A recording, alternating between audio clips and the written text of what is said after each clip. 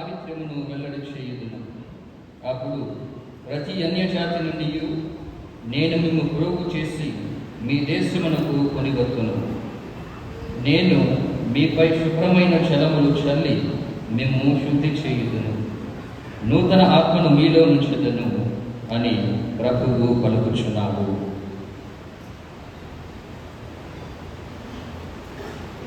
పితా పుత్ర పవిత్రాత్మ నామమునా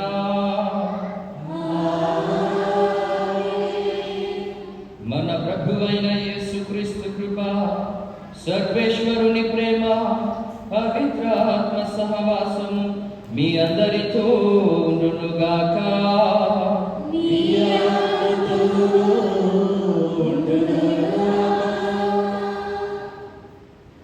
ప్రియమైన సహోదరి సహోదరులారా, ఈనాడు మనము పాస్కా ఆయుత్తపు కాలపు 3వ ఆదివారంలోనికి ప్రవేశించి ఉన్నాం. ఆయుత్తము అంటే మనల్ని మనం సిద్ధపరచుకోవటం. ఈ కాలంలో ఇంటర్మీడియట్ చదువుతున్నటువంటి విద్యార్థులు పరీక్షలు రాస్తూ ఉన్నారు. వారు రాస్తున్నటువంటి యొక్క పరీక్షలకు సిద్ధపాటు అనేది ఎప్పుడు ప్రారంభమైంది అంటే 1 సంవత్సరం క్రితమే. వివిధ రూపాలలో యొక్క విద్యార్థులు సిద్ధపాటు పడుతూ ఈ కాలం కోసం ఎదురు చూస్తూ వారి యొక్క సిద్ధపాటు పొందినటువంటి ప్రతిఫలాన్ని రాయబోయేటటువంటి పరీక్షల ద్వారా అనుభవిస్తూ ఉంటారు. స్నేహితులారా, సిద్ధపాటు లేకుండా సమయం వచ్చినప్పుడు చూద్దాంలే అని ఆదమరచి ఉంటే మంచి ప్రతిఫలాన్ని పొందగలరా? అదే రీతిగా ఆధ్యాత్మిక జీవితంలో ప్రత్యేకించి క్రైస్తవులు అయినటువంటి మనందరము ఇప్పుడున్నటువంటి యొక్క తపస్సు కాలంలో దేని కొరకై సిద్ధపడుతూ ఉన్నాము అంటే రాబోయేటటువంటి పాస్కా మహోత్సవాన్ని ఆనందంగా కొనియాడడానికి. ఆ పాస్కా మహోత్సవం నీ జీవితంలో ఆనందాన్ని నింపాలంటే సిద్ధపాటు అనేది అవసరం.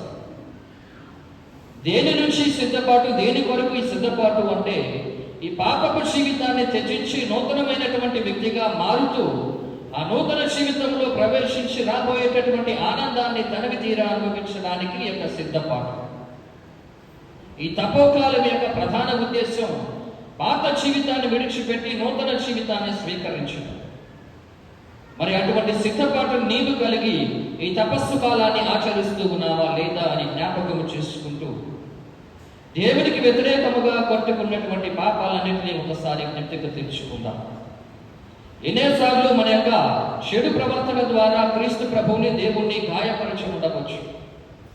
ఆ యొక్క క్షణాలన్నింటినీ గుర్తు చేసుకుంటూ ఈ పవిత్రమైనటువంటి యొక్క దివ్య బలి పూజను సమర్పించడానికి సిద్ధపడుతున్నటువంటి మనందరం మన యొక్క పాపాలను ఒప్పుకుంటూ ఆ దేవాతి దేవుని యొక్క మన్నింపు కోసమై ప్రార్థన చేద్దాం.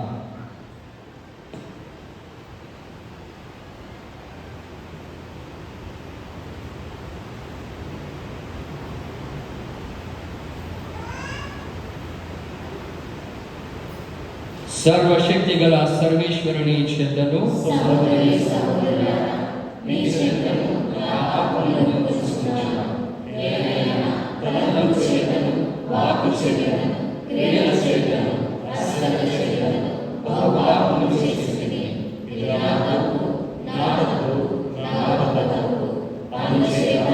నిత్య కన్యకైన పరిశుద్ధ మరియమ్మను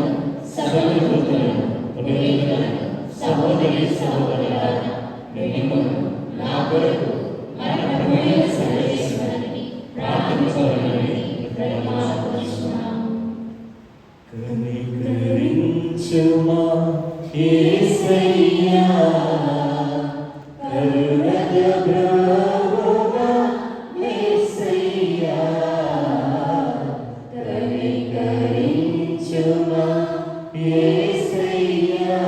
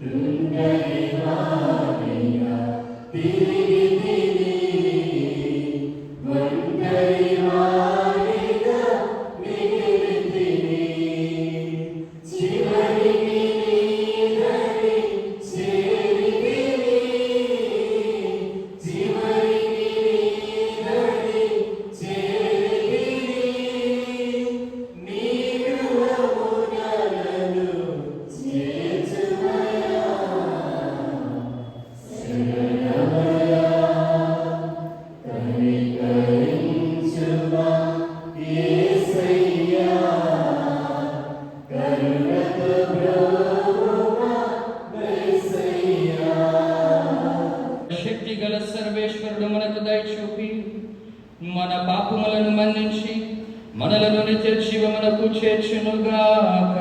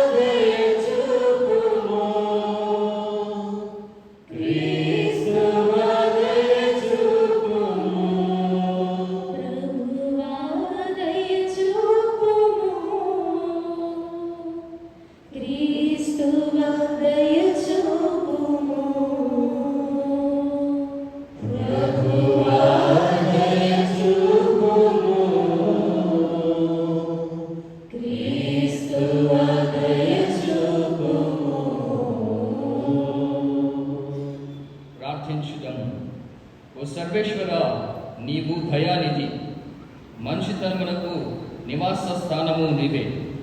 నీవు ఉపవాసము, ప్రార్థన, దాన ధర్మములను మా పాప నివారణకు సాధనములుగా సూచించితివి. మనస్సాక్షి వేదనకు గురి అయి దీనస్థితి అందున్న మమ్ము కరుణతో చూడుము. పాప భారము కింద పడి ఉన్న మమ్ము చాలితో పైకి లేవనెత్తుము. నీతోనూ పవిత్రాత్మతోనూ కలిసి యుగయుగములు జీవించుచు పాలించు మా ప్రభువును నీ కుమారుడైన యేసుక్రీస్తు ద్వారా ఈ మనవి చేయుచున్నాము.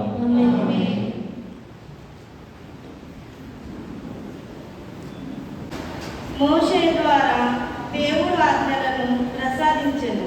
మొదటి పట్టణము నిర్గమకాండము 20వ అధ్యాయము 1వ వచనము నుండి 3వ వచనం వరకు, 7వ వచనము నుండి 8వ వచనం వరకు మరియు 12వ వచనము నుండి 17వ వచనం వరకు.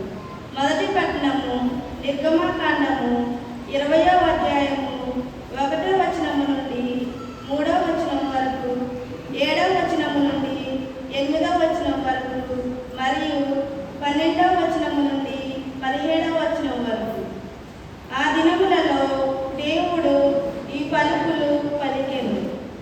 మిమ్ము దాస్యనిలయమైన ఐగుప్తు దేశము నుండి తోడ్కొని వచ్చిన యావేను నేనే మీ దేవుడను.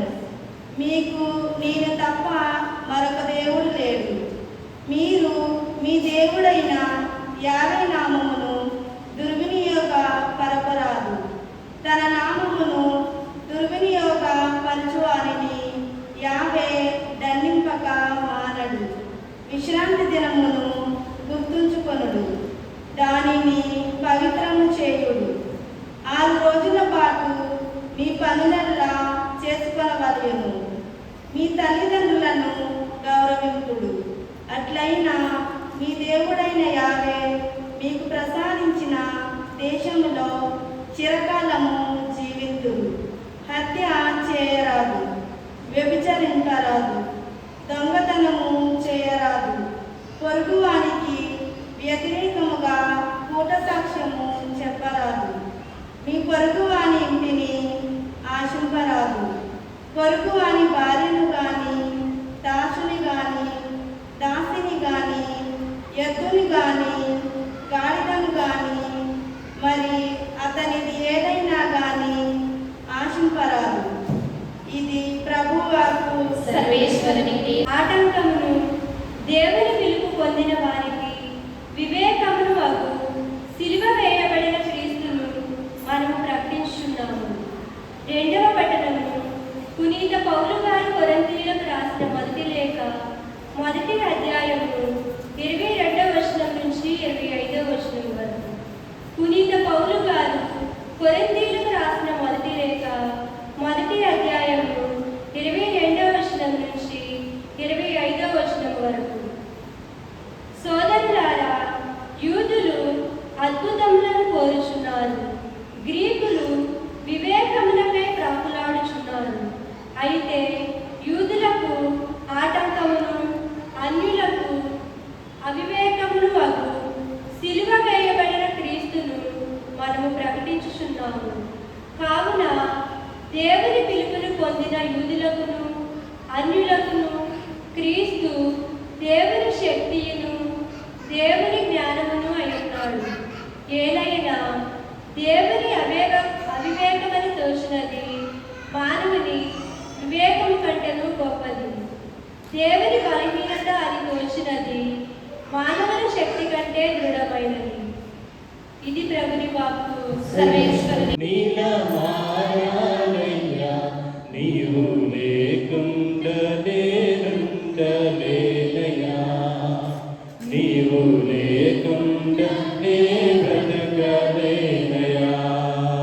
యేసు నీతో ఉండాలయ్యా, యేసు నీలా మారాలయ్యా, నీవు లేకుండా నేనుండలేనయ్యా, నీవు లేకుండా నే బ్రతకలేనయ్యా. యేసయ్యా, యేసయ్యా, యేసయ్యా,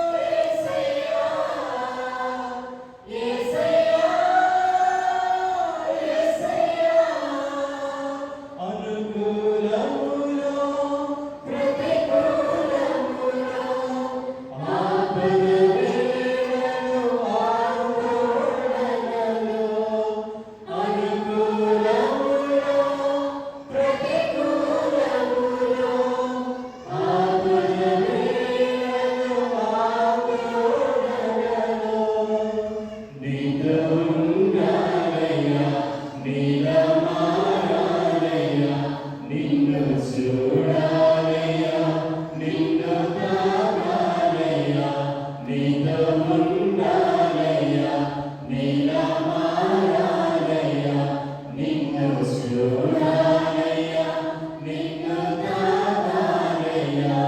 యేసయ్యా, యేసయ్యా, యేసయ్యా, యేసయ్యా,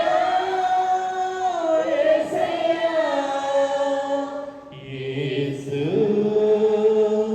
నీతో ఉండాలయ్యా, యేసు నీలా మారాలయ్యా.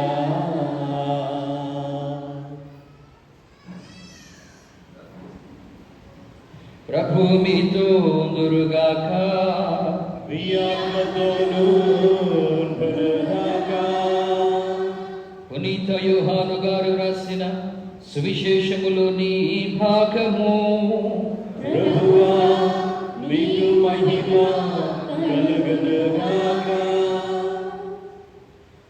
2వ అధ్యాయము వచనములు 13 నుంచి 25 వరకు. పునీత యోహాను గారు రాసిన సువార్త 2వ అధ్యాయము 13వ వచనము నుంచి 25వ వచనము వరకు.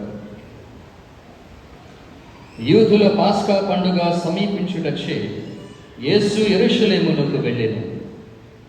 దేవాలయములో ఎడ్లను గొర్రెలను పావురములను అమ్మువారిని డబ్బులు మార్చువారిని ఆయన చూచెను.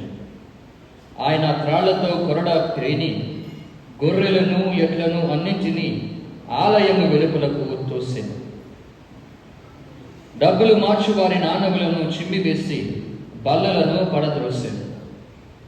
పావురములను అమ్మువారితో వీనిని ఇక్కడ నుండి తీసుకుని పోండు, నా తండ్రి ఇంటిని వ్యాపార గృహముగా చేయవలదు అని చెప్పాను.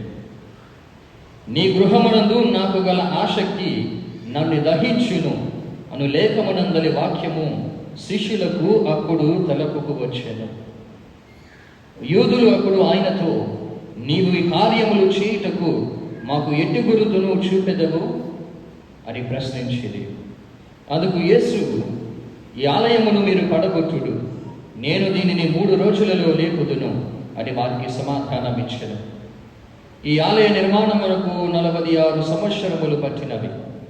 నీవు దీనిని 3 రోజులలో లేపగలవా అని యూదులు తిరుగు ప్రశ్న వేసిరి.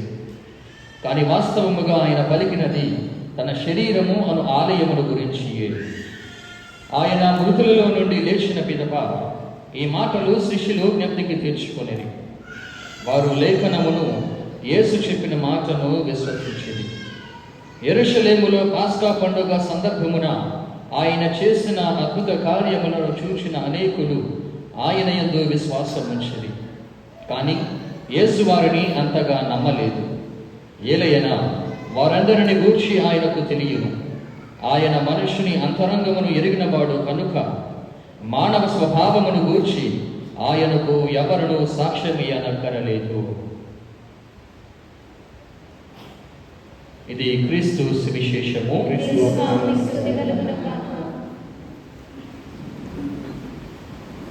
అయినటువంటి సహోదరి సహోదరులారా, మనిషికో మాట గొడ్డికో దెబ్బ అనే నానుడి మనందరికీ విదితమే.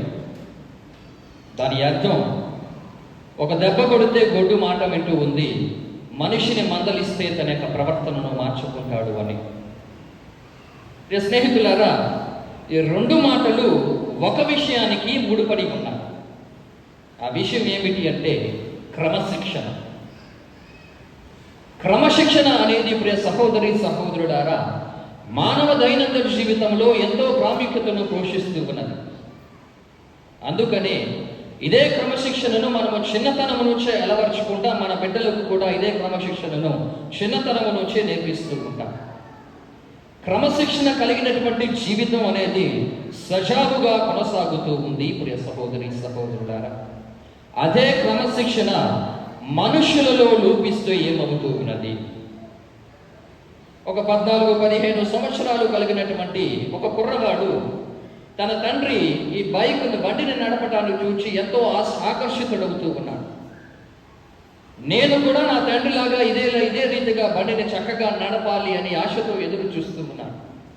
ఎన్నిసార్లు తండ్రిని బతిమిలాడినా నాకు ఈ బండి తోలడం నేర్పించు అని బ్రతిమిలాడినా తండ్రి అప్పుడే ఆ బిడ్డకు అవకాశం ఇచ్చేవాడు కాదు. ఎందుకనగా కాస్త కుర్రవాడు, ఇంకా లోక జ్ఞానం తెలియాలి అనేటటువంటి ఉద్దేశంతో. రోజులు గడుస్తూ ఉన్నాయి, సంవత్సరాలు గడుస్తూ ఉన్నాయి, 18-19 సంవత్సరాలు వస్తూ ఉన్నాయి. ఇక చేసేది లేక, కొడుకు బాధ తట్టుకోలేక తండ్రి తన కుమారుడికి ఏ రీతిగా యొక్క బండిని నడపాలో నేర్పిస్తూ ఉన్నాడు. తండ్రి దగ్గర నుంచి చక్కగా యొక్క విద్యను నేర్చుకున్నటువంటి కుమారుడు స్వతహాగా తాను ఒక్కడే నడపడాన్ని నేర్చుకున్నాడు. వీటిలో ఉన్నటువంటి ఈ యొక్క మర్మాన్ని గ్రహించి చక్కగా బండి తోలటాన్ని నేర్చుకున్నాడు.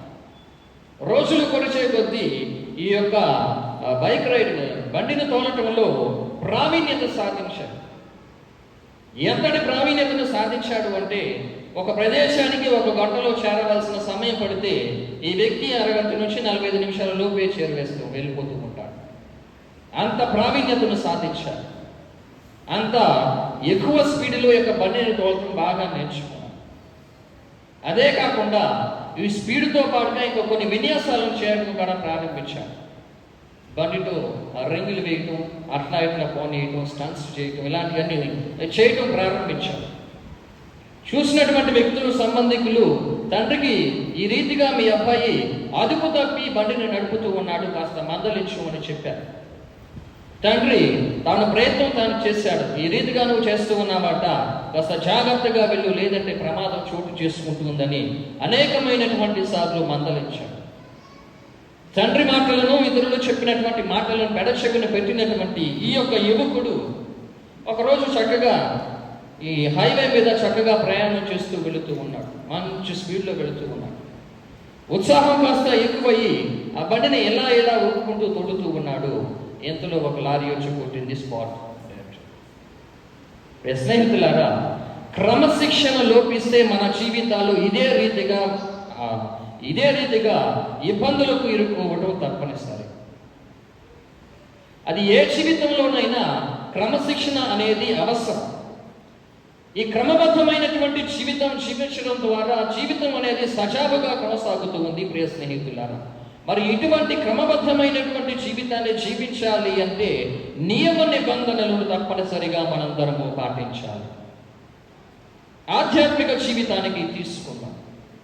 ఏ రీతిగా మనం దేవుణ్ణి సేవించాలి, ఆరాధించాలి అని మనకు అర్థం అవ్వాలి అంటే దేవుడు మనకిచ్చినటువంటి వాక్యానుసారముగా జీవించాలి. దేవుడు మనకిచ్చినటువంటి నియమ నిబంధనలను తూచా తప్పకుండా పాటించాలి. అతి ముఖ్యముగా దేవుడు మనకు అనుగ్రహించినటువంటి ఆజ్ఞలను మన మనస్ఫూర్తిగా పాటించినట్లయితే ఆధ్యాత్మిక జీవితంలో కొంత సంతృప్తిని అనేది మనం పొందుతూ ఉంటాం. ఎప్పుడైతే దేవుని మాటలను ధిక్కరించి మన జీవితాలను కొనసాగిస్తూ ఉంటామో జీవితంలో ప్రతినిత్యము అసంతృప్తే ఎదురవుతూ ఉన్నది.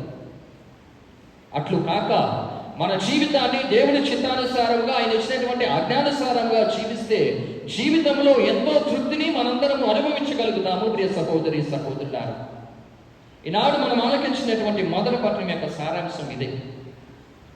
తండ్రి దేవుడు తన బిడ్డలైనటువంటి ఇశ్రాయేలు ప్రజలకు ఈ యొక్క 10 ఆజ్ఞలను అందించి ఈ యొక్క ఆజ్ఞానుసారంగా జీవించండి, మీ యొక్క జీవితాలను సుఖవంతము చేసుకోండి అనేటటువంటి గొప్ప సౌభాగ్యాన్ని ప్రసాదిస్తూ ఉన్నారు. మనందరికీ తెలుసు, ఇశ్రాయేలు ప్రజలు ఐగుప్తు దేశంలో బానిసలుగా బ్రతుకుతున్నటువంటి రోజులు. అసలు ఎందుకు ఈ ఇశ్రాయేలు ప్రజలు ఎక్కడో కానాను దేశంలో నివసించేటటువంటి ప్రజలు ఏ రీతిగా ఐగుప్తు దేశానికి బానిసలుగా వెళ్ళారు? నేను మొదటి పట్టణంలో మనం చదువుకున్నాం. యాకోబు కుమారులు మొత్తం 12 మంది అయితే వాటిలో 10 మంది 11వ వ్యక్తి అయినటువంటి యోసేపు మీద అసూయ వచ్చింది.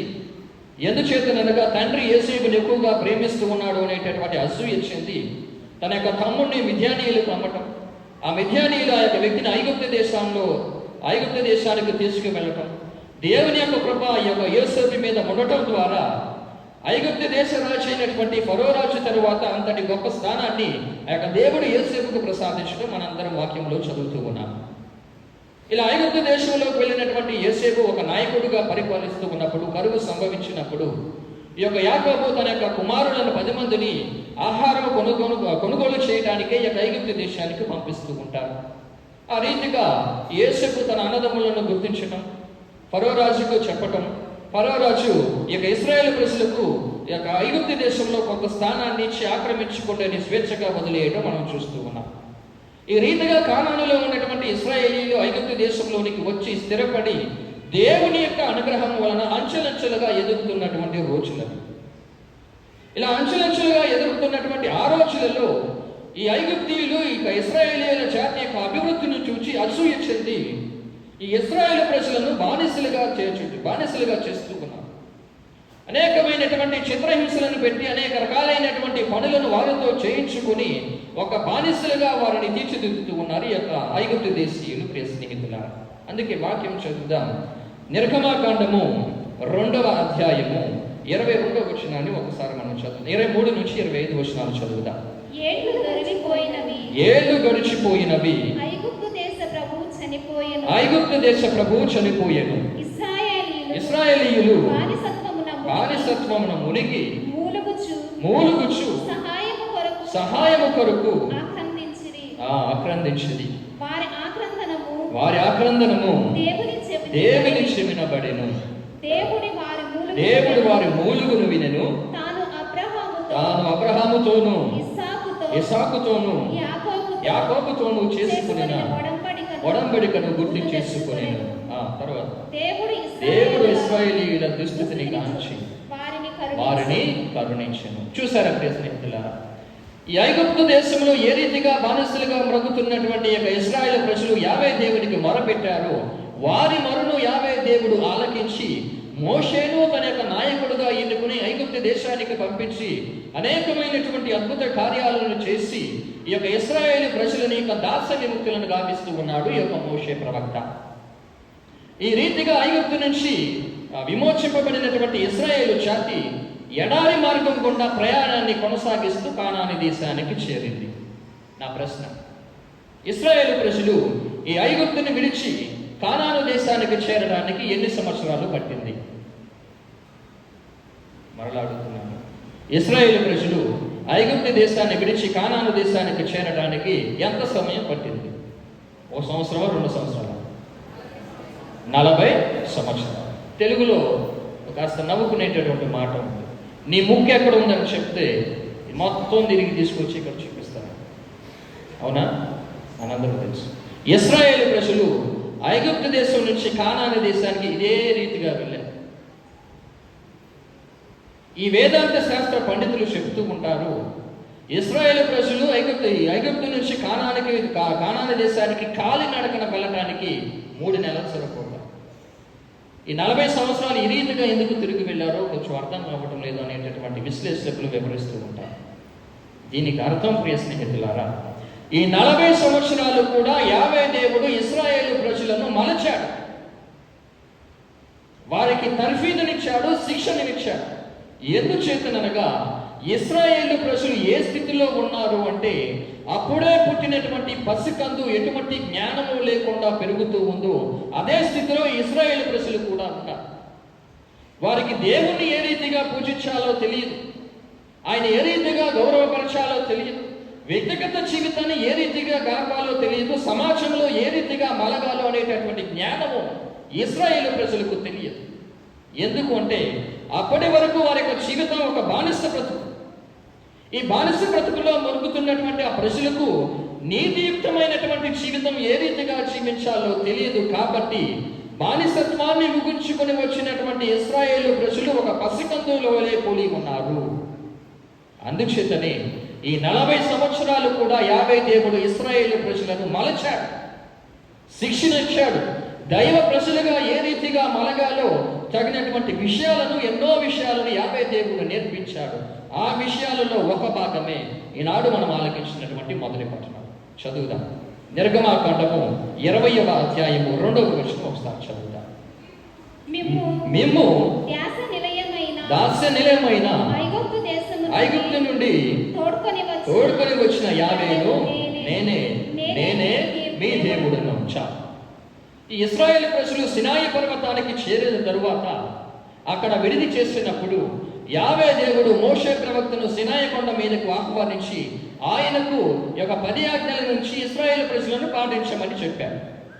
ప్రియ స్నేహితులారా, ఈ 10 ఆజ్ఞలను కనుక మనం కొంచెం సేపు ధ్యానం చేసినట్లయితే ఈ 10 ఆజ్ఞలను 3 భాగాలుగా విభజించవచ్చు.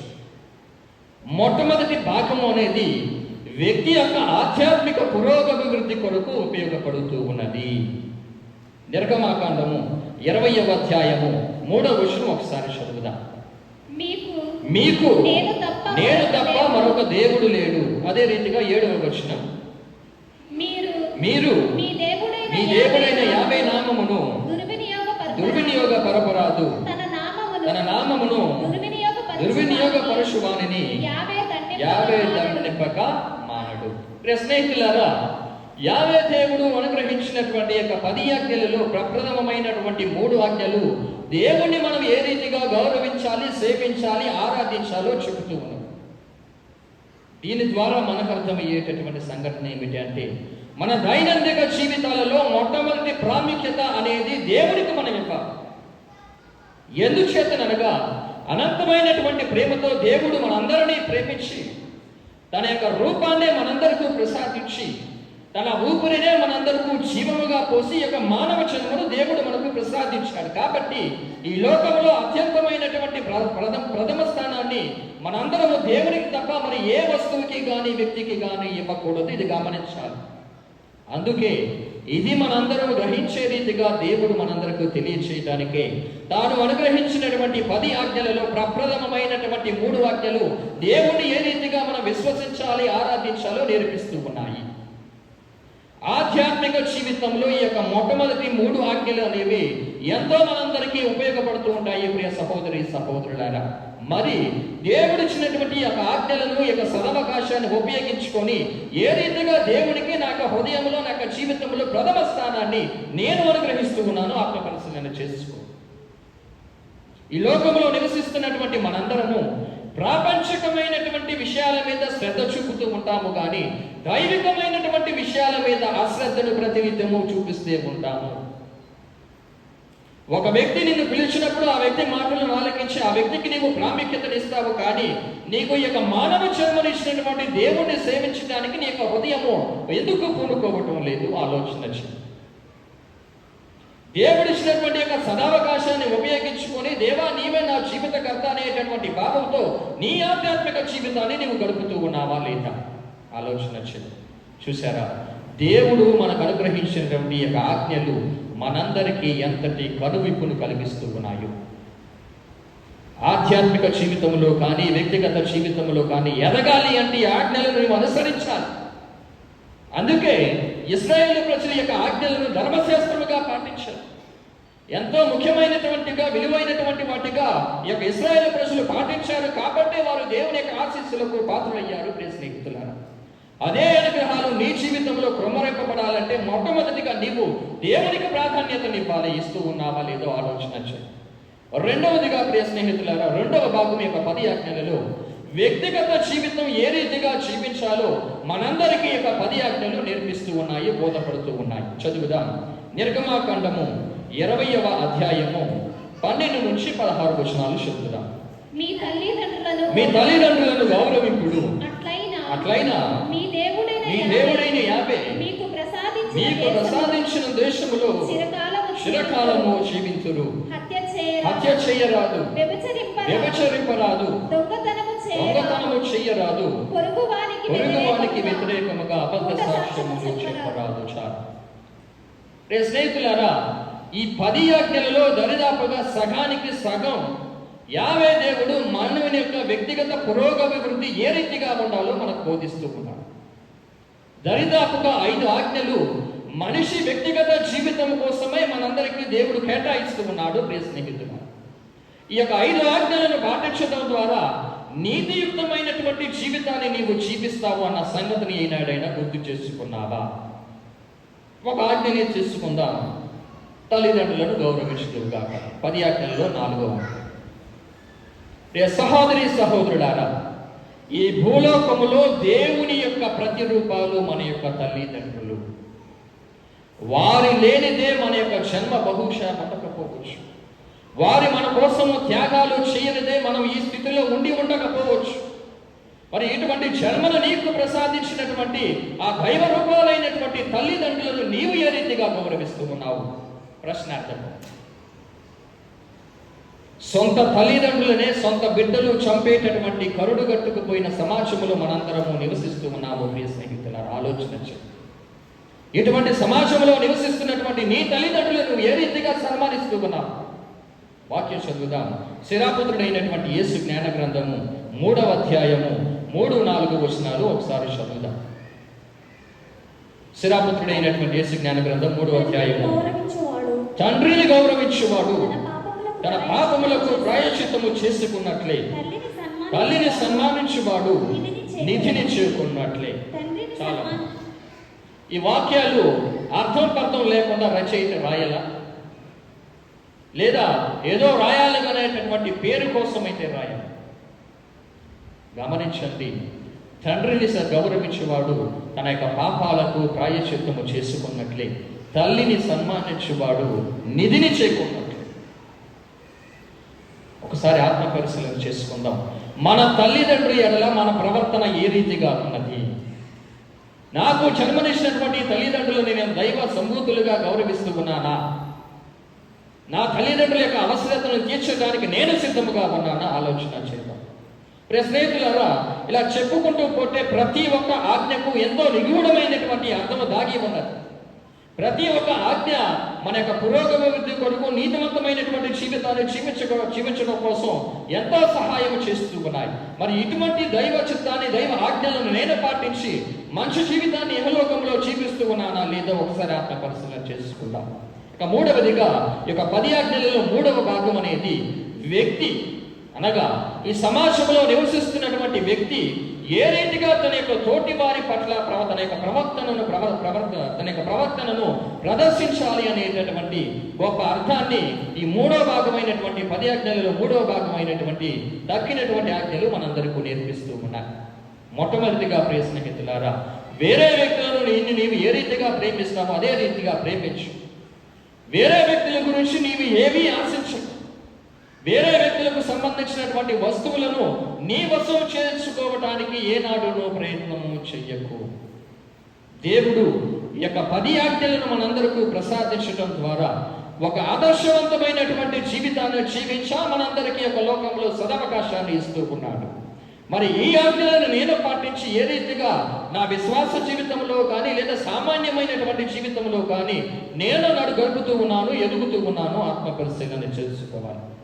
ఈ 10 ఆజ్ఞలను పాటించడానికి కష్టతరమైనటువంటి విధముగా భావించేటటువంటి వారికి యేసుక్రీస్తు ప్రభు గొప్ప మాటలు చెబుతూ ఉంటారు.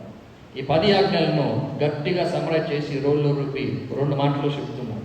ఏంటా మాటలు? ఈ 10 ఆజ్ఞలలో 2 ఆజ్ఞలు అణిగి ఉన్నవి.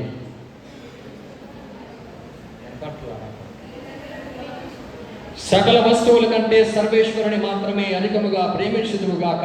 రెండవది, నీ వలె నీ పొరుగు వారిని ప్రేమించుదువుగాక. ఈ 2 ఆజ్ఞలు కనుక నీవు పాటిస్తే 10 ఆజ్ఞలకు నీవు న్యాయం చేసినటువంటి వ్యక్తిగా మారుతావు. ప్రియ సహోదరి సహోదరుడా, ఆలోచన చెయ్యి. మొట్టమొదటిగా యావే దేవుడు ఏ రీతిగా 10 ఆజ్ఞలలో ప్రథమ స్థానాన్ని దేవుడికి కేటాయించాడో అదే రీతిగా యేసుక్రీస్తు ప్రభు కూడా నీ సంపూర్ణమైనటువంటి మనసుతో, పూర్ణ హృదయంతో దేవుణ్ణి సేవించు, ప్రేమించు. రెండవదిగా నీ శరీరాన్ని నీవు ఏ రీతిగా ప్రేమించుకుంటావో అదే రీతిగా నీ తోటి వ్యక్తులను కూడా ప్రేమించు. ఈ 10 ఆజ్ఞలను నీవు పాటించినట్లే దేవుడిచ్చినటువంటి ఈ అవకాశాన్ని నా జీవితంలో ఏ రీతిగా ఉపయోగించుకుంటున్నానో ఆలోచన చేయి. ఈనాడు మనం ఆలకించినటువంటి సువిశేష పట్టణంలో అదుపు తప్పి ధనవ్య అమోహముతో కొట్టిమిట్టి ఆడుతున్నటువంటి ప్రజలు అతి పవిత్రముగా భావించబడినటువంటి యెరూషలేము దేవాలయములో జరుగుతున్నటువంటి అసభ్యకరమైనటువంటి కార్యాలను చూచి ఆ యొక్క పవిత్రమైనటువంటి దేవాలయం యొక్క పరిశుద్ధతను తీసివేసినటువంటి వ్యక్తుల మీద యేసుక్రీస్తు ప్రభు ఆగ్రహాన్ని చెందటాన్ని మనం చూస్తూ ఉన్నాం. చదువుదాం. యోహాను గారు రాసిన సువార్త 2వ అధ్యాయము 13-14 వచనములు. యూదుల పాస్కా పండుగ సమీపించుటచే యేసు యెరూషలేముకు వెళ్ళెను. దేవాలయములో ఎడ్లను గొర్రెలను పావురములను అమ్మువారిని డబ్బులు మార్చువారిని ఆయన చూచెను. సందర్భం చెప్తాను. యూదా సాంప్రదాయం ప్రకారము యూదా పరిసర ప్రాంతంలో ఉన్నటువంటి ప్రతి ఒక్క పురుషుడు పాస్కా పండుగ నిమిత్తమై యెరూషలేము దేవాలయానికి వెళ్ళాలి. ఎందుచేతనగా యూదుల సాంప్రదాయం ప్రకారం అత్యంత ఘనమైనటువంటి పండుగ ఈ యొక్క యెరూషలేము పండుగ. కాబట్టి ఈ యెరూషలేముకు దరిదాపుగా 20 మైళ్ళ దూరంలో ఉన్నటువంటి ప్రతి పురుషుడు కూడా ఈ యొక్క పాస్కా మహోత్సవానికి యెరూషలేము దేవాలయానికి రావాలి. ఇది అత్యంత వైభవమైనటువంటి పండుగ కాబట్టి ఈ యొక్క పండుగకు ఎంతో మంది ఆకర్షింపబడి వివిధ దేశాల నుంచి కూడా ఈ యొక్క పాస్కా పండుగలను కొనియాడడానికి ఎంతో మంది జనాలు యెరూషలేము దేవాలయానికి వచ్చేవారట. దేవాలయం యొక్క నియమ నిబంధన ఒకటి. ఏ వ్యక్తి దేవాలయానికి వచ్చినా దేవాలయానికి సుంకము చెల్లించేటటువంటి శాసనం ఒకటి ఉంది. కాబట్టి దేవాలయానికి సుంకం చెల్లించాలి అంటే ఆ యూదా జాతికి సంబంధించినటువంటి నాణ్యాలను మాత్రమే వాళ్ళు స్వీకరించేవాళ్ళు. భారతదేశంలో నివసిస్తున్న వ్యక్తి అమెరికా వెళ్ళి స్థిరపడాలన్నా, ఉద్యోగం చేయాలన్నా, చదువుకోవాలన్నా ఇక్కడ రూపాయలు అక్కడ పడతాయా? ఇక్కడ కరెన్సీ వేరు, అక్కడ కరెన్సీ వేరు. కాబట్టి ఆ దేశం వెళ్ళాలంటే మొట్టమొదటిగా మనకు ఉన్నటువంటి రూపాయలను డాలర్లుగా మార్చుకోవాలి. అదే రీతిగా వివిధ దేశాల నుంచి వస్తున్నటువంటి వ్యక్తులు ఈ యొక్క యెరూషలేమునకు వచ్చి అక్కడకు సంబంధించినటువంటి యొక్క నాణ్యాలను మార్చుకునేవారట. అక్కడే వర్తక వ్యాపారం అని రచయిత రచించారు. కాబట్టి ఈ యొక్క వ్యక్తులు ఆ యొక్క వర్తక వ్యాపారాన్ని యెరూషలేము దేవాలయంలోనే చేస్తూ ఉన్నారు. బలి సమర్పించడానికై గొర్రెలను, పావురాలను, గొవ్వలను అక్కడ యెరూషలేము దేవాలయంలోనే అమ్ముతూ ఉండటం ద్వారా ఆ యొక్క దేవాలయం యొక్క పవిత్రతను యొక్క వ్యక్తులు తుడిచివేస్తూ ఉన్నారు. ప్రియ స్నేహితులారా, మొట్టమొదటిసారిగా యెరూషలేము దేవాలయానికి ప్రవేశించినటువంటి క్రీస్తు ప్రభు అక్కడ ఉన్నటువంటి పరిస్థితులను చూసి కోపపడుతూ ఉన్నాడు, ఆగ్రహం తెచ్చుకుంటూ ఉన్నాడు. ఈ డబ్బులను మార్చేటటువంటి వారిని పడవేస్తూ ఉన్నారు. ఈ గొర్రెలను, ఈ యొక్క పావురాలను అమ్మేటటువంటి వారందరినీ విడిచిపెట్టి బయటకు నెట్టివేస్తూ ఉన్నాడు. ప్రియ స్నేహితులారా, యేసుక్రీస్తు ప్రభువుకు వచ్చినటువంటి కోపము న్యాయయుక్తమైనటువంటి కోపం. అన్యాయాన్ని ఎదిరించేటటువంటి విధముగా ఉండేటటువంటి కోపాన్ని దేవుడు తెచ్చుకున్నాడు. ఈ రీతిగా దేవుడు కోపం తెచ్చుకోవడానికి గల కారణము కూడా లేకపోలేదు. పవిత్రముగా భావింపబడేటటువంటి దేవాలయాన్ని ఈ యొక్క అశుద్ధమైనటువంటి కార్యాల చేత అపవిత్రమైనటువంటి దానిగా మలచినందుకు ఈ క్రీస్తు ప్రభు ఇటువంటి కోపంతో రగిలిపోతూ ఉన్నాడు. ప్రియ స్నేహితులారా, అప్పుడు అక్కడ ఉన్నటువంటి దుస్థితిని చూచి ఆ యొక్క యూదులు ప్రశ్నిస్తూ ఉన్నప్పుడు, ఈ ఆలయాన్ని కొనగొట్టండి, 3 రోజులను నేను నిర్మిస్తాను అనేటటువంటి మాట పలుకుతూ ఉన్నాడు. యేసుక్రీస్తు ఈ యొక్క మాటను పలకటానికి గల అంతరార్థం ఆయన యొక్క మరణ పునరుత్థానాల గురించి. ప్రియ సహోదరి సహోదరులారా, అక్కడ జరిగినటువంటి కార్యాలను చూచి తన యొక్క శరీరాన్ని ఒక నూతన ఆలయముగా దేవునికి సమర్పించాలని దేవుడు ప్రత్యేకించి యేసుక్రీస్తు ప్రభు ఆ రోజు నిశ్చయించుకున్నాడు. యేసుక్రీస్తు ప్రభు ఆ యెరూషలేములో జరుగుతున్నటువంటి బలులను చూచి తనను తానే ఒక నిత్య బలిగా, శాశ్వత బలిగా సమర్పించుకోవాలని నిర్ణయం తీసుకున్నాడు, కంకణం కట్టుకున్నాడు.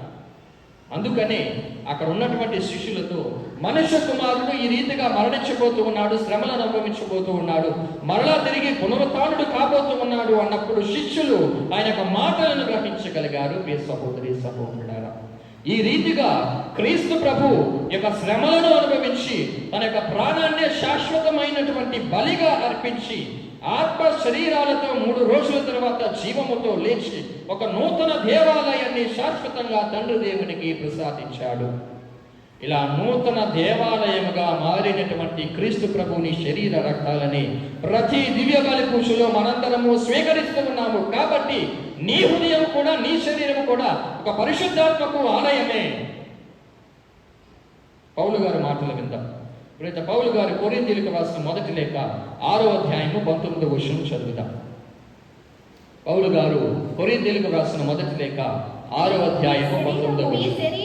నీ శరీరము నీ యందు వసించు పవిత్రాత్మకు ఆలయమని మీకు తెలియదా? చాలమ్మా. క్రీస్తు ప్రభుని శరీర రక్తాలను స్వీకరిస్తున్నటువంటి మనందరి యొక్క ఆలయాలు, మనందరి యొక్క శరీరాలు, హృదయాలు పవిత్రాత్మ వసించేటటువంటి ఆలయాలు. మరి ఈ పవిత్రాత్మ వసించేటటువంటి ఆలయాలను నీవు కూడా ఇదే వ్యక్తుల మాదిరిగా అశుద్ధము చేస్తూ ఉన్నావా? లేక దేవుడు నీకు ఇచ్చినటువంటి పవిత్రతను ప్రతినిత్యము నీ జీవితంలో నిలుపుకొని నీవు జీవిస్తూ ఉన్నావా? ఆత్మపరిశీలన చేయి. ఏ రీతిగా నీ శరీరం అనేటటువంటి ఆలయం అపవిత్రముగా గావించబడుతుంది అంటే, ప్రియ స్నేహితులారా, ఎప్పుడైతే నీ హృదయంలో నుంచి దురాలోచనలు పుడుతూ ఉంటాయో, కుళ్ళు, కుతంత్రాలు, స్వార్థము, కోపము, పగ, ద్వేషం అనేటటువంటి యొక్క దురాలోచనలు నీ యొక్క హృదయం నుంచి పుడతాయో, అప్పుడే నీ శరీరము అపవిత్రముగా మారినట్లే, నీ హృదయం అనేటటువంటి దేవాలయము అపరిశుద్ధము గావించబడినట్లే ఆలోచన వచ్చేది. ఎప్పుడైతే నీ తోటివారి యొక్క వినాశనాన్ని నీవు కోరుకుంటావో అప్పుడు నీ శరీరం అపవిత్రమైనటువంటి శరీరముగా పరిగణించబడుతూ ఉన్నది. ఎప్పుడైతే నీవు పాపానికి పూనుకుంటావో అప్పుడే నీ శరీరము అపవిత్రముగా గావించబడుతుంది. ఆలోచన చేయి. మరి ఇటువంటి అశుద్ధమైనటువంటి శరీరాన్ని, హృదయాన్ని కలిగి మనం ఏ రీతిగా దివ్య సప్రసాదాన్ని స్వీకరిస్తాము? దేవుడు మనందరి హృదయాలను శుద్ధి చేసుకోవడానికి ఈ యొక్క తప్పు కాలాన్ని ప్రసాదించాడు. ఈ తపస్సు కాలం యొక్క పరమార్థం ఇదే. అపరిశుద్ధముగా గావించబడినటువంటి నీ హృదయం అనేటటువంటి దేవాలయాన్ని శుద్ధీకరణ గావించు. ఏ రీతిగా?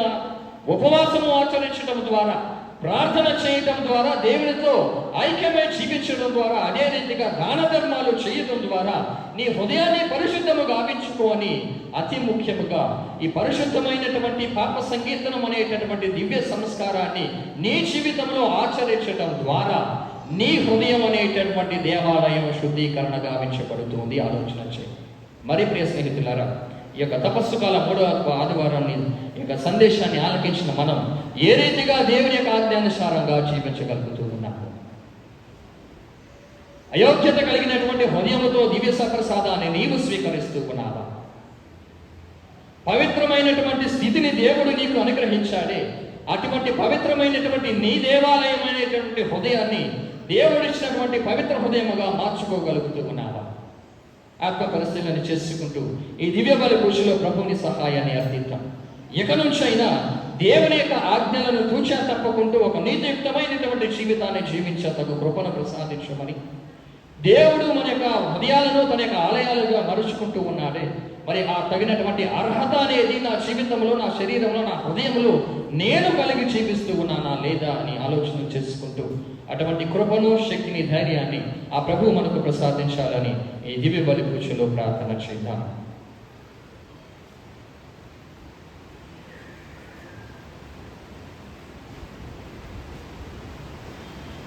అందరూ లేచి నిలబడి మన యొక్క విశ్వాసాన్ని ప్రకటించుదాం. పరలోకమును భూలోకమును సృష్టించిన సర్వశక్తిగల పితైన సర్వేశ్వరుని విశ్వసించిన అతని యొక్క ఏకసుతుడు మన యొక్క నాథుడైన యేసుక్రీస్తుని విశ్వసించిన ఇతడు పవిత్రాత్మ వలన గర్భమై కన్యమరి నుండి పుట్టెను. పోన్సు పిలాతు ఆజ్ఞలపై పాటుపడి శిలువ నరకబడి మరణం పొంది సమాధిలో ఉంచబడెను. పాతాళమునకు దిగి మూడవ నాడు చనిపోయిన వారి నుండి లేచెను. పరలోకమునకు ఎక్కి సర్వశక్తిగల పితైన సర్వేశ్వరుని కుడి ప్రక్కన కూర్చొని ఉన్నారు. అక్కడి నుండి జీవించు వారును చనిపోయిన వారును తీర్పు చేయుటకు వచ్చెను. పవిత్ర ఆత్మను విశ్వసించిన పరిశుద్ధ కథోలిక సభను పునీతుల పాపముల మన్నింపును విశ్వసించిన శరీరం యొక్క పురాణమును విశ్వసించిన నిత్య జీవమును విశ్వసించిన. ఆమేన్. ప్రియమైన సహోదరి సహోదరులారా, మనము ఎడతెగక దేవుని ప్రార్థింపబలియును. కానీ ప్రత్యేకంగా ఈ తపకాలములో మనము అత్యంత ఆసక్తి కలిగి క్రీస్తుతో మేల్కొని ఉండి మన విన్నపములను మిక్కిలి ఉత్సాహముతో దేవునికి సమర్పించుదాం. ఆదిలో వాక్కు అయిన ఓ దేవా, దేవుని గూర్చిన జ్ఞానమును బోధించుట యాజకుల బాధ్యత. ఈ బాధ్యతను ఎంతో చక్కగా నెరవేర్చుచున్న మా పరిశుద్ధ పాపగారిని, మా స్థానిక పీఠాధిపతులను, మా విచారణ గురువులను, ఇతర గురువులను, సువార్త ప్రకటన చేయు వారందరినీ, గురు విద్యార్థులను అనునిత్యము మీ పరిశుద్ధాత్మ వరములతో, ఓర్పు నేర్పుతో, సహనముతో, వివేకముతో, దైవ జ్ఞానముతో నింపి దీవించుమని అందరూ ఓ ప్రభువా మా ప్రార్థన ఆలకించండి. ఓ ప్రభువా మా ప్రార్థన ఆలకించండి. దీనులను బ్రోచు ఓ సర్వేశ్వర, నన్ను ప్రేమించి నా నియమములను పాటించు వారిని 1000 తరముల వరకు కరుణింతును అని ప్రభు అభయమొసుకొచ్చున్నారు. త్రియేక దేవుని పరిశుద్ధ నామములో జ్ఞానస్థానము పొందిన విశ్వాసులంతా దేవుని ఆజ్ఞలను పరిపూర్ణంగా పాటించుచు ప్రభుని ప్రియ బిడ్డలుగా పుణ్య కార్యములతో విశ్రాంతి దినమును పవిత్రపరచుచు కలకాలము ప్రభుని ఆశీస్సులు పొందినట్లుగా ఆశీర్వదించమని అందరూ ఓ ప్రభువా మేము చేయి ప్రార్థనను ఆలకించండి. ఓ ప్రభువా మేము చేయి ప్రార్థన ఆలకించండి. జీవాధిపతి అయిన ఓ ప్రభువా, ప్రభువు నామమును ప్రేమించువారు నిత్యము సంతోషము చెందుదురు. మీ పరిశుద్ధ మందిరము చేరి మీ శరణ జొచ్చి ప్రార్థించు మా క్రైస్తవ విశ్వాసులందరినీ ఎల్లవేళలా సంరక్షించుము. మిమ్మలను ఆశ్రయించిన మమ్ము మీ కృపాతిశయముతో మా పాప జీవితము నుండి లేవనెత్తి మృత్యువు నుండి కాపాడి మీ దివ్య ముఖము కాంతించి మమ్మ సంతోషపరచమని అందరూ ఓ ప్రభువా మా ప్రార్థన ఆలకించండి. ఓ ప్రభువా మా ప్రార్థన ఆలకించండి.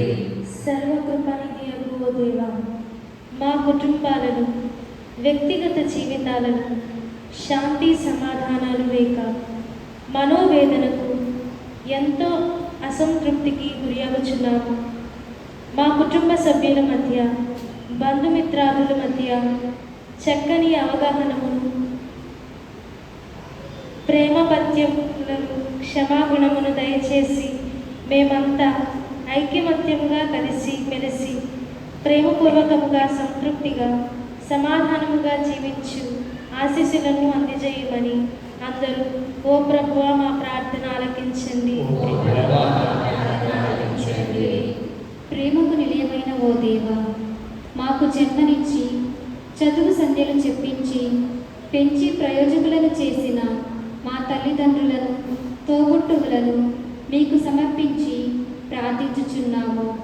వారి కాయ కష్టం, త్యాగాలే మమ్మలను ఉన్నత స్థితికి చేర్చాయని మేము గుర్తెరిగి వృద్ధాప్యంలో వారిని గౌరవప్రదంగా చూసుకునే సహృదయతను మాకు దయచేయండి. ఇంకను మాకు మంచి భవిష్యత్తు నొసగిన గురువులను, ఆత్మీయులను, మా జీవన యానంలో సహాయపడిన వారందరినీ సమృద్ధితనంతో దీవించమని అందరూ ఓ ప్రభువా మా ప్రార్థన ఆలకించండి. ఓ ప్రభువా, నీ ప్రజలు నిండు మనస్సుతో నీ దరికి చేరుకునినట్లు కరుణింపుము. వారు చిత్తశుద్ధితో సాహసించి మేము కోరిన వాటిని కనికరముతో దయచేయమని వేడుకొనుచున్నాము. మా ప్రభువైన క్రీస్తు ద్వారా ఈ మనవి చేయుచున్నాము. ఆదరించుమయ్యా నా హృదయార్పణ, స్వీకరించుమయ్యా నా బలి అర్పణ. సహోదరులారా, నేనును మీరును అర్పించుచున్న ఈ బలి సర్వశక్తి గల విధేయన సర్వేశ్వరునికి అంగీకారమగునట్లుగా ప్రార్థింపుము. ప్రభు తన నామస్తుతి మహిమల కొరకును, మన ప్రయోజనముల కొరకును, తన పవిత్ర శ్రీ సభ ప్రయోజనముల కొరకును ఈ అర్పణల ద్వారా ఈ బలిని స్వీకరించుగాక. ఓ ప్రభువా, మేము తీసుకుని వచ్చిన బలియార్పణములను కరుణతో స్వీకరింపుము. నేడు నీ సమక్షములో నిలబడిన మా పాపములను క్షమింపమని ప్రాధేయపడుచు మాకు మా సహోదరుల తప్పుదములను క్షమింపగలిగిన విశాల హృదయమును దయచేయము. మా ప్రభువైన క్రీస్తు ద్వారా ఈ మనవి చేయుచున్నాము. ప్రభు మీతో ఉందురుగాక.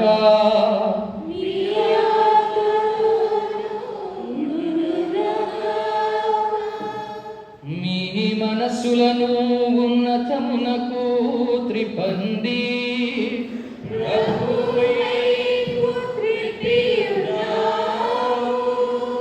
మన దేవుడైన ప్రభువునకు కృతజ్ఞత తెలుపుదము.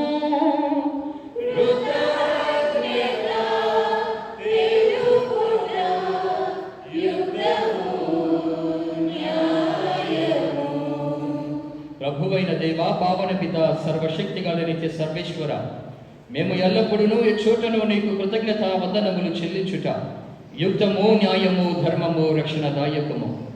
నీవు నీ పుత్రుల మనస్సులను నూతీకరించి శుద్ధి చేయు నిమిత్తము ప్రత్యేకమైన ఈ అనుగ్రహ కాలమును బహుకరించితివి.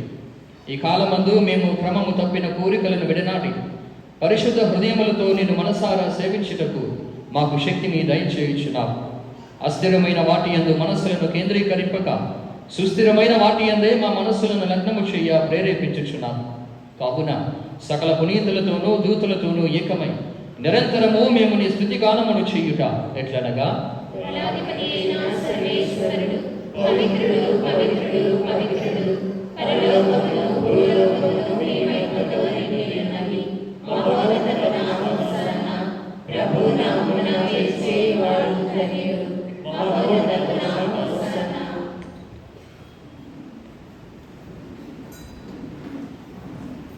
పావన పిత, నీవు నిక్కముగా పవిత్రుడవు. నీ సృష్టి అంతయు నిన్ను స్తుతించుట యుక్తము. ఏలయనా నీ కుమారుడును మా ప్రభువునైన యేసుక్రీస్తు ద్వారా పవిత్రాత్మ ప్రభావం వలన సమస్తమునకు జీవము పోసి పవిత్రపరచుచున్నావు. ప్రపంచమాద్యంతము సూర్యోదయమయము నుండి సూర్యాస్తమయము వరకు నీ నామమునకు నిర్మలమైన బలిని అర్పించుటకై ప్రజలను నిరతము పిలుచుచున్నాము. కావున ఓ ప్రభువా, ఈ కానుకలను నీ సముఖమునకు తెచ్చియున్నాము. పవిత్రాత్మ ద్వారా వీటిని పవిత్రపరచ ప్రతిమాలుచున్నాము. ఈ విధమున ఇవి మా ప్రభువును నీ కుమారుడైన యేసుక్రీస్తు శరీర రక్తములు అగునుగాక. అతని ఆజ్ఞ ప్రకారమే ఈ కృతజ్ఞతార్చనను నెరవేర్చుచున్నాము. అతడు అప్పగింపబడిన రాత్రి అప్పమునందుకొని నీకు కృతజ్ఞతా వందనములు చెప్పి స్తుతించి త్రుంచి శిష్యులకిచ్చుచు ఇట్ల నేను, మీరందరూ దీనిని తీసుకుని భుజింపుము. ఏలయనా ఇది మీ కొరకు అప్పగింపబడనున్న నా శరీరము.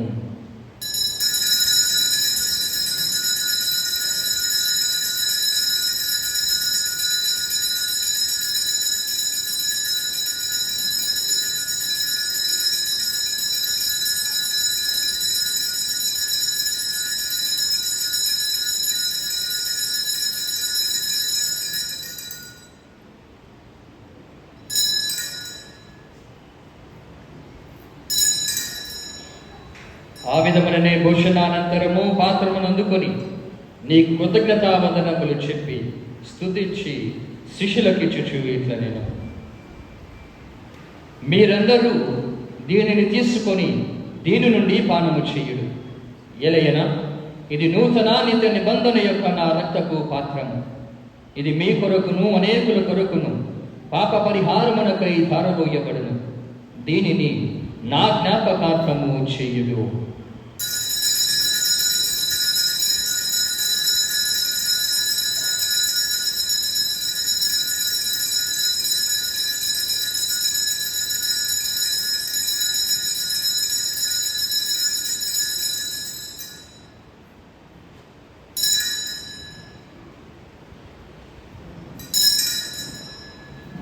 ఇది విశ్వాస రహస్యము.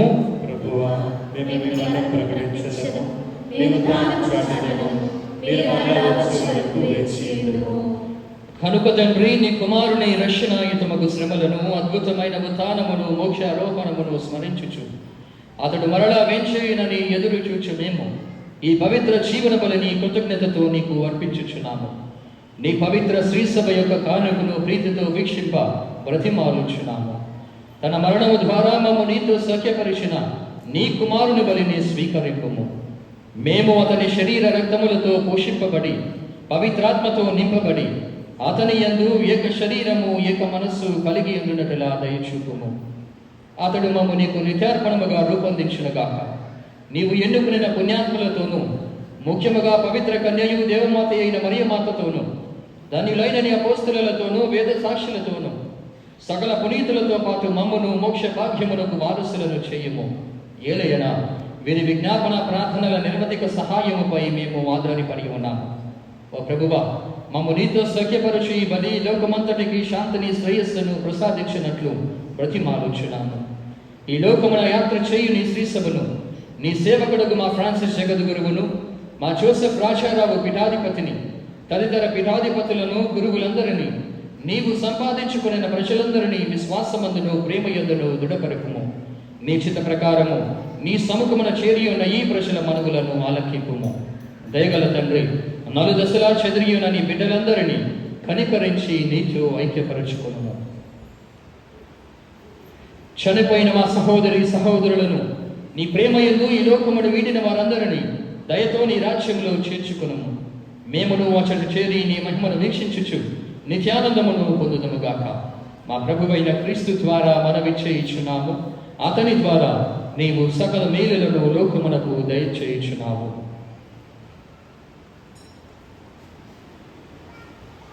క్రీస్తు ద్వారా, క్రీస్తునందు సర్వశక్తి గల పితయైన సర్వేశ్వరా, పవిత్రాత్మతో అనేకమయుండు మీకు యుగ యుగములు గౌరవ మహిమలు కలుగునుగాక.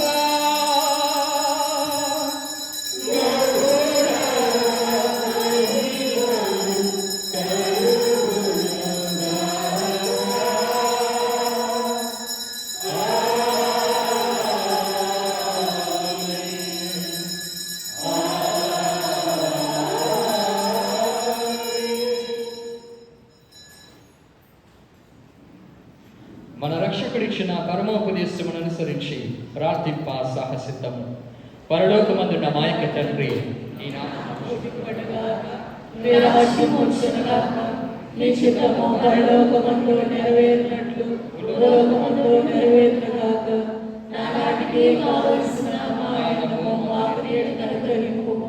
మా యొక్క బిడ్డవారిని మేము మన్నించినట్లు మా అప్పులను నీరు మన్నింపుము.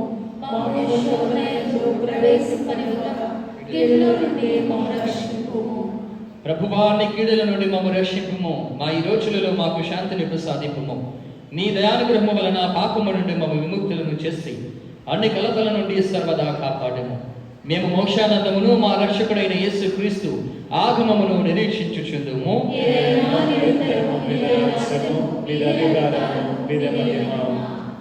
శాంతిని మీకు అనుగ్రహించుచున్నాను, నా శాంతిని మీకు ఇచ్చుచున్నాను అని అపోస్తలులతో వచించిన ప్రభువైన యేసువా, మా పాపములను లెక్కింపగా నీ శ్రీసభ విశ్వాసమును వీక్షింపుము. నీ చిత్త ప్రకారము నీ సభకు శాంతిని ఐక్యమును అనుగ్రహింపుము. యుగ యుగములు జీవించుచు పరిపాలించు ప్రభువా. ప్రభుని శాంతి ఎల్లప్పుడూ మీతో ఉండునుగాక. ఒకరికొకరు సమాధానము తెలుపుకుందాము.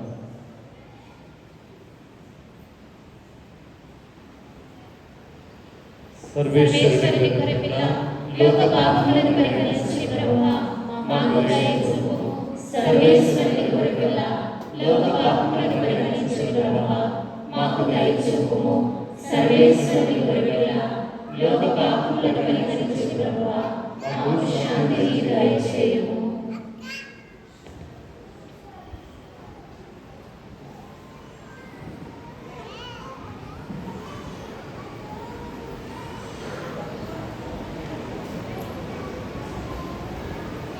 ఇదిగో సర్వేశ్వరుని గొర్రెపిల్ల, ఇదిగో లోక పాపములను పరిహరించడి ప్రభువు. గొర్రెపిల్ల విందుకు పిలువబడిన వారు ధన్యులు. ప్రవేశించుటకు నేను పాత్రుడను కాను, కానీ నీవు నా మాట పలికిన నా ఆత్మ స్వస్థత పొందును.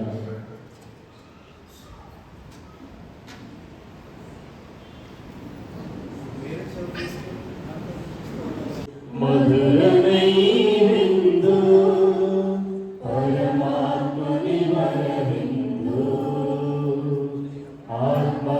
ఆత్మలానందము వసగే ప్రభు యేసుని అద్భుత విందు.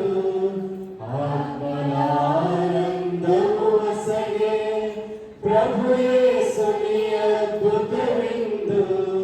జీవము తానే, వరము తానే, జీవ జలములు తానే, భోజము ఆయన మనకు. జీవము తానే, వరము తానే, జీవ జలములు తానే, భోజము ఆయన మనకు. మధురమై విందు, పరమాత్ముని వరవిందు. మధురమై విందు, పరమాత్ముని వరవిందు. ద్రాక్షావల్లిని నేనే అనుచు, నాలో తీగలు మీరనుచు, తనలో మనలను ఐక్యము చేసి ఫలింపచేయును ఈ విందు. ద్రాక్షావల్లిని నేనే అనుచు, నాలో తీగలు మీరనుచు, తనలో మనలను ఐక్యము చేసి ఫలింపచేయును ఈ విందు. జీవము తానే, వరము తానే, జీవ జలములు తానే, భోజమే ఆయన మనకు. జీవము తానే, వరము తానే, జీవ జలములు తానే, భోజమే ఆయన మనకు. మధురమై విందు, పరమాత్ముని వరవిందు. మధురమై విందు, పరమాత్ముని వరవిందు. పాప భారముతో అలసిన జనులకు జీవమునిచ్చును ఈ విందు. భయమును పాపి శాంతిని కూర్చి పరమును చేర్చును ఈ విందు. పాప భారముతో అలసిన జనులకు జీవమునిచ్చును ఈ విందు. భయమును పాపి శాంతిని కూర్చి పరమును చేర్చును ఈ విందు.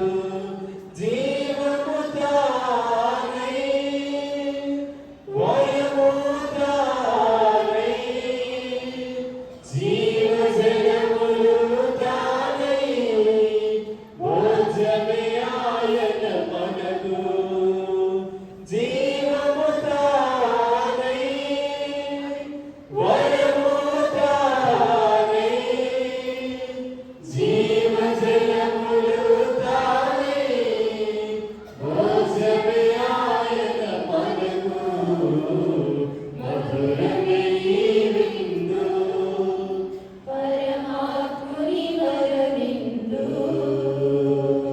మధురమే ఈ విందు, పరమాత్ముని వరవిందు. చెదరిపోయిన గొర్రెల మందను ప్రభుదరి చేర్చును ఈ విందు. మలినమైన మన బ్రతుకును మార్చి మోక్షము చూపును ఈ విందు. చెదరిపోయిన గొర్రెల మందను ప్రభుదరి చేర్చును ఈ విందు. మలినమైన మన బ్రతుకును మార్చి మోక్షము చూపును ఈ విందు. జీవము తానై, వరము తానై, జీవజలములు తానై, భోజ్యమే ఆయన మనకు.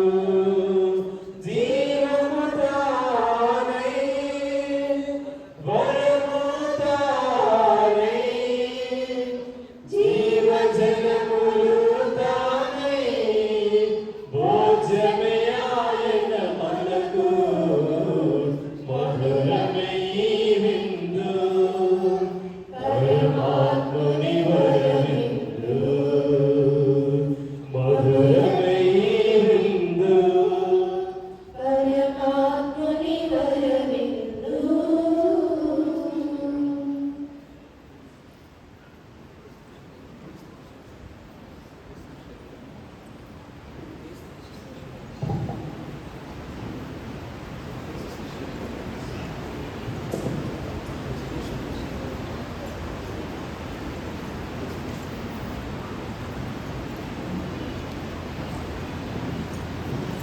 క్రీస్తుని ఆత్మమా, నన్ను పరిశుద్ధపరచండి, క్రీస్తుని శరీరమా, నన్ను రక్షించండి, క్రీస్తుని రక్తమా, నా కృత్యాలను సేకరించండి, క్రీస్తుని ప్రక్కల నుండి కారిపడిన నీళ్ళ, నన్ను కడగండి, క్రీస్తు అనుభవించిన కష్టమా, నాకు దయ కలిగినట్లు చేయండి, ఓ మంచి యేసువా, నా ప్రార్థన ఆలకించండి, ఈ గాయముల లోపల నన్ను దాచుకోనండి, నేను మిమ్ము ఎడబాయునట్లు చేయకండి, దుష్ట శత్రువుల చేతిలో దొరకకుండా నన్ను కాపాడండి, నా మరణ సమయమందు మీరు నన్ను పిలుచుకోనండి, నన్ను నీ సన్నిధికి రాజేయండి, అప్పుడు నీ పునీతులతో కూడా ముగింపు లేని కాలము నేను మీకు స్తుతింతురుగాక. ఆమేన్. పరిపూర్ణ ఫలము గల చెప్పును మహామధురముతో నిండిన మంచి యేసువా, రాజైన నేను దేవవారి సముఖంలో మోకాళ్ళ మీద నిలిచి సాష్టాంగపడి నా చేతులను నా కాళ్ళను తరచినారు, నా ఎముకలన్నీ విరిచినారు అని దేవరమాలను గురించి పూర్వకాలమందు దావీదు దీర్ఘదర్శి వచించిన దానిని నేను జ్ఞాపకపరచుకొని దేవరమాలి యొక్క 5 కార్యములను మిక్కిలి భక్తి పట్టుదలతోనూ దుఃఖముతోనూ నా అంతరంగమునందు విచారించి తలంపు చేయి ధ్యానించెడు. ఈ సమయమందు దృఢమైన విశ్వాసము, నమ్మిక, దైవప్రేమాలు, సుకృత పుణ్యములను, నా పాపముల మీద నిజమైన మనస్తాపమును, వారిని దిద్దుకున్న మిక్కిలి దృఢమైన ప్రతిజ్ఞను నా హృదయమునందు ముద్రింపవలెనని, ఓ నా మంచి యేసువా, దేవవారిని నా ఆత్మ యొక్క మేలైన ఆకాంక్షతో ప్రతిమాలి ప్రార్థించుచున్నాను. ఆమేన్. దైవ సేవకుడు బ్రదర్ జోసెఫ్ తంబి గారి యొక్క జీవితం మనందరికీ తెలుసు. ఎంతో నీతివంతమైనటువంటి జీవితాన్ని జీవిస్తూ ఎంతో మందిని దైవ పదములో నడిపించినటువంటి వ్యక్తి. మరి ఆ యొక్క వ్యక్తికి తల్లి అయినటువంటి శ్రీ సభ యొక్క పునీతుని పట్టం కట్టాలనేటువంటి ఉద్దేశంతో మేత్రాసన స్థాయిలో ఈ యొక్క విచారణను చేపట్టడం అనేది జరిగింది. మరి ఆ విచారణ అనగా ఎంక్వైరీ ఈ చివరి దశకు వచ్చింది. ఈ యొక్క మేత్రాసన విచారణ ముగింపు వేడుకలు ఈ నెల 11వ తారీఖున సాయంత్రం 5 గంటలకు ఆ యొక్క దివ్యబలి పూజ ద్వారా ఈ యొక్క విచారణ అనేటువంటిది మేత్రాసన స్థాయిలో ముగింపు చేస్తూ ఉన్నారు మన మేత్రాణులు వచ్చే. కాబట్టి 11వ తారీఖున ఆసక్తి కలిగినటువంటి వారు, వీలున్న వారు ఆ యొక్క ముగింపు వేడుకలలో పాల్గొని మన దైవ సేవకుడైనటువంటి బ్రదర్ జోసెఫ్ తమ్మి గారికి శ్రీసభ పునీత పట్టం దక్కేలాగిన మీ యొక్క ప్రార్థనలను అతను చేయమని వేడుకుంటూ ఉన్నాం. ఈ నెల 13, 14 తారీఖు అనగా బుధవారం మరియు గురువారం రోజులలో సాయంత్రం 5 గంటలకు మన యొక్క తపస్కాలాన్ని పురస్కరించుకొని ప్రార్థనా సమావేశాలను ఏర్పాటు చేయడం జరుగుతూ ఉన్నది. ఇక ప్రార్థనా సమావేశాలకు ఫాదర్ పసుపులేటి యువల్ కుమార్ గారు విచ్చేయించి ఉన్నారు, వాక్యాన్ని బోధించబోతూ ఉన్నారు. కాబట్టి ఈ యొక్క అవకాశాన్ని ఉపయోగించుకుంటూ ఈ యొక్క తపస్కాలము దేవుని యొక్క వాక్యాన్ని వినడానికి ఎక్కువ మంది ఆసక్తి చూపుతారని ఆశిస్తూ ఉన్నాము. ఆ యొక్క 2 రోజులలో జరిగేటటువంటి ప్రార్థనా సమావేశాలలో పాల్గొని దేవుని యొక్క దీవెనలు పొందవలసిందిగా వేడుకుంటున్నాం. గత వారం మన ఫ్రాన్సిస్ జగద్గురువులు కర్నూలు మేత్రాసనానికి very reverend father Gorantla Charles OCD సభకు చెందినటువంటి గురువులను మేత్రాణులుగా నియమించడం జరిగింది. మరి ప్రత్యేకించి ఆ కర్నూలు మేత్రాసనం కోసం అతి త్వరలో మేత్రాణులుగా బాధ్యతలు స్వీకరించబోతున్నటువంటి ఫాదర్ గోరంట్ల చార్లెస్ గారి కోసమే ప్రార్థన చేద్దాం. ఆ యొక్క దైవాత్మ దీవెనలు వారిపైన, మేత్రాసనం పైన ప్రమరింపబడాలని వేడుకుందాం. అందరూ లేచి నిలబడినట్లయితే చివరి ప్రార్థనను చేసుకుందాం. ప్రార్థించుదాము. ప్రభువా, పరలోకం నుండి దిగువచ్చిన జీవాహారమును భుజించి ఇప్పటి వరకు గుప్తమై ఉన్న స్వర్గానందమును చవిచూచి నీకు వందనములు అర్పించుచున్నాము. ప్రభు, నేడు మా యందు ఒక పరమరహస్యముగా నెరవేర్చుచున్న ఈ విందు నీ అనుగ్రహముతో పరిపూర్ణ దశను చేరుకున్నట్లు కరుణింపమని ప్రతిమాలుచున్నాము. మా ప్రభువైన క్రీస్తు ద్వారా ఈ మనవి చేయుచున్నాము. ప్రభు మీతో ఉందురుగాక. ప్రత్యేకమైన ఆశీర్వాదముకై మీ యొక్క శిరములో ఉంచి ప్రార్థన చేయండి. ఓ ప్రభువా, నీ విశ్వాసుల హృదయములను పరిపాలింపుము. నీ సేవకులైన వారిని కరుణతో ఆదరింపుము. తద్వారా వారు ఎల్లప్పుడూ నీ ప్రేమలో జీవించుచు తోడి వారి ఎడల పరస్పర ప్రేమను ప్రదర్శించుచు నీ ఆజ్ఞలన్నిటినీ పూర్తిగా నెరవేర్చుదురుగాక. మా ప్రభువైన క్రీస్తు ద్వారా ఈ మనవి చేయుచున్నాము. సర్వశక్తి గల సర్వేశ్వరుడు పిత, పుత్ర, పవిత్రాత్మ మేము దీవించి కాచి కాపాడుదురుగాక. సమాధానముతో వెళ్ళి క్రీస్తు ప్రేమలో జీవించండి. యేసు గొర్రె పిల్లను నేను వదకు తీయబడిన గొర్రె పిల్లను, యేసు గొర్రె పిల్లను నేను వదకు తీయబడిన గొర్రె పిల్లను. దినదినము చనిపోచున్నాను యేసు